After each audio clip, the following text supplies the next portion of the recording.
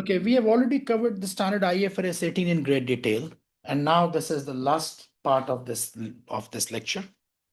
And this is about how possibly the examiner can test IFRS 18 with reference to SBR exam.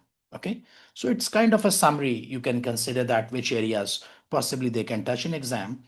Number one is compliance with IFRS 18. So the number one, compliance with IFRS 18 itself. So in the SBR exam, candidates might be asked to evaluate a draft financial statement for compliance with IFRS 18. So they might give you an income statement, and there are some items of income and expenses which are probably not properly placed in the respective categories. Something should be in operating, but it was shown in investing, or maybe it was investing, but it was shown in operating. So they will give you the background of the company if they have specified their main activity as financing, or if they have specified their main activity of investing, or maybe they have not specified. And based on that, some of the expenses, you understand it, you have done it. I mean, we have discussed in detail that some of the expenses, they change their categories. Some of the expenses can change their categories from operating to financing, or from financing to operating, depending on the main business activity. So they give you the background of the company, and then they put something in the wrong place, and you have to correct it. And that is what we mean compliance with IFRS 18 with reference to income and expenses. It is also possible that they make a mistake in aggregation or disaggregation. So they probably are adding some line items with wrong labeling or with a wrong description, and you have to identify it and you have to correct it. Maybe MPMs can come. We'll discuss it later. MPM. This might require candidates to identify mandatory information which the entity has omitted, incorrect subtotals. Incorrect subtotals means that putting it into some other category, or incorrect classification of income and expense items. Okay, so this is one area.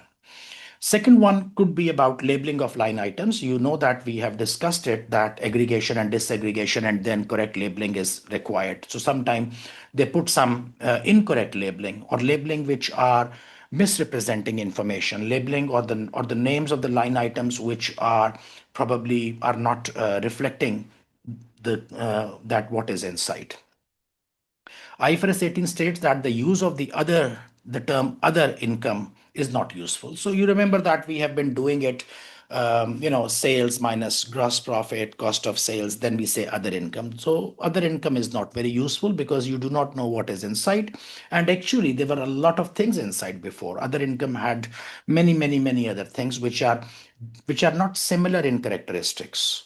They were different from each other, but we grouped them together in other income. So we said that other income is not a good choice.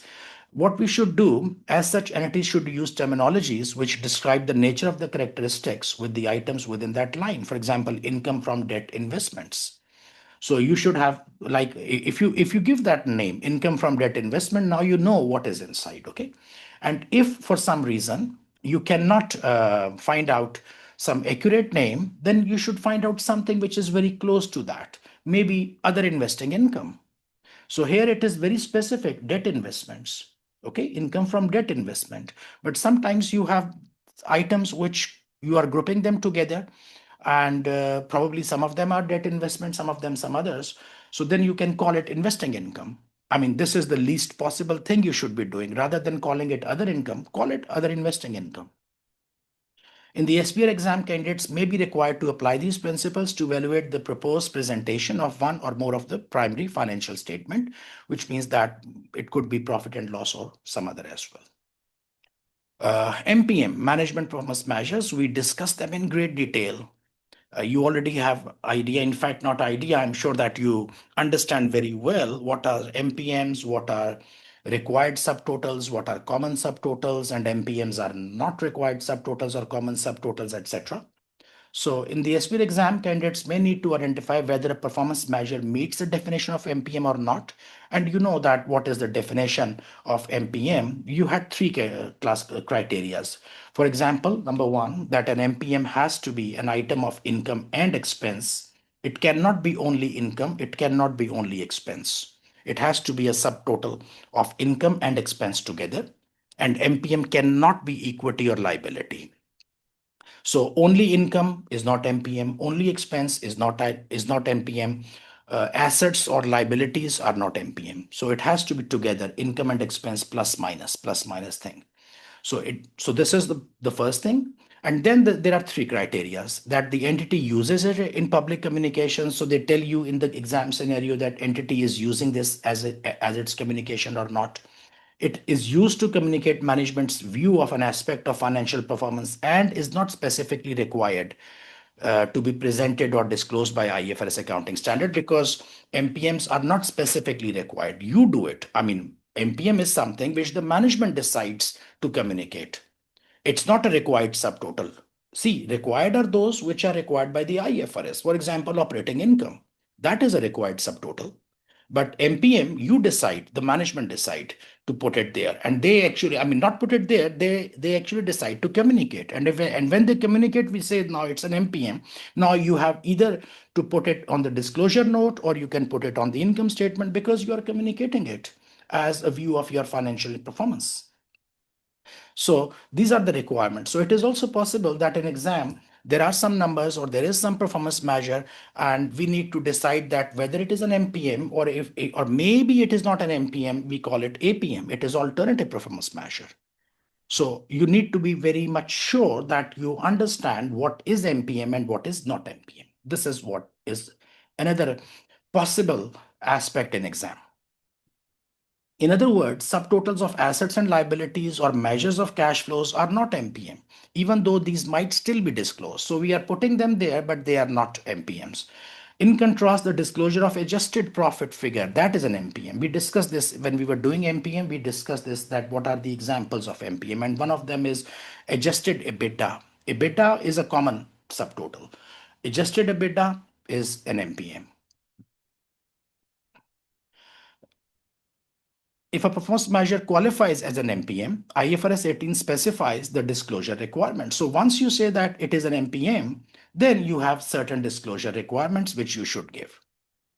For example, a description of the aspect of the financial performance which is communicated by the MPM, as well as explanation of why the MPM provides useful information, that what it is. Description means that what it is, how do you measure it, how do you calculate it, and then what does it, communicate. So that is number one, which you have to explain. Then how the MPM is calculated, and finally a reconciliation between the MPM and the IFRS accounting standard. So you need to reconcile. For example, if I say EBITDA is calculated as based on my IFRS, but then I have adjusted EBITDA.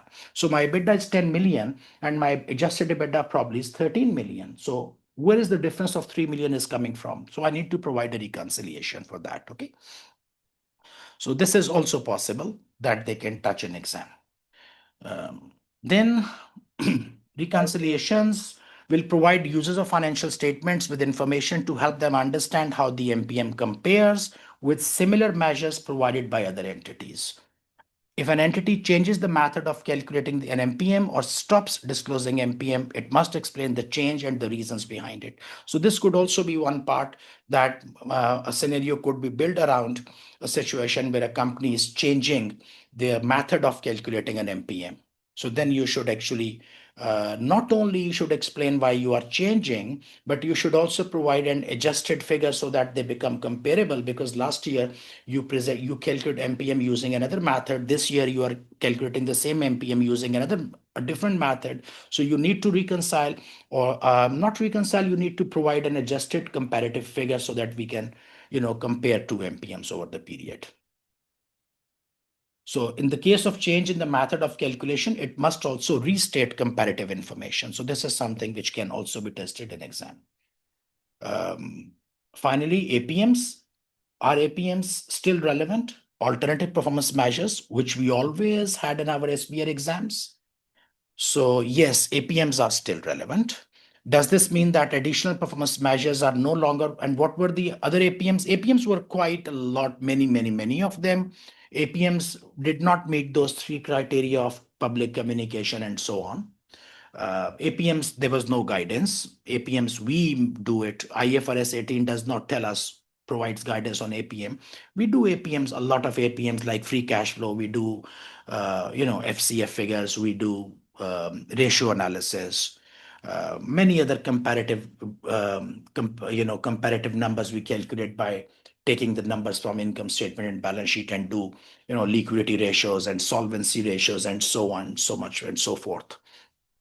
Those were APMs, and there were many in numbers. So are they still examinable? Yes, they are. They are.